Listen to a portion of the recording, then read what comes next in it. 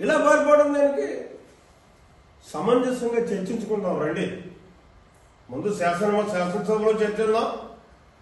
దాని మీద అవసరం అనుకుంటే ఆ నిర్ణయాన్ని శాసన మండలిలో చర్చిద్దాం.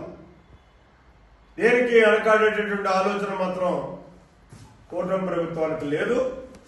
అందులో తెలుగుదేశం పార్టీకి కానీ మా నాయకుడు చంద్రబాబు నాయుడు గారికి కానీ లేదు. ఎందుకంటే ఆయన ఒక నిబద్ధతతోటి వెంకటేశ్వర స్వామిని నమ్ముకుని మనసా వాచ ఆయన యొక్క ఆశీర్వాదంతో ఇవాళ ఈ రాష్ట్ర ప్రజానీకానికి సేవ చేయడానికి పునర్జన్మ పొందినటువంటి వ్యక్తి చంద్రబాబు నాయుడు గారు.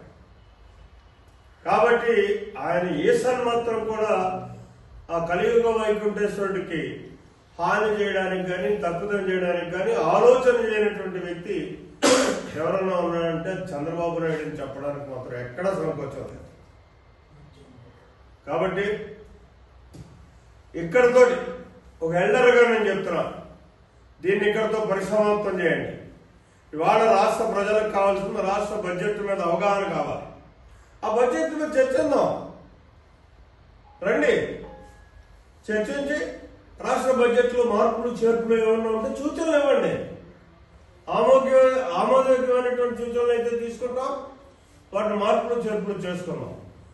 అంతేగాని చేతగానటువంటి విధానంలో దొంగే దొంగ దొంగ అన్నట్టు సామెతగా ఇవాళ మీ వ్యవహార శైలి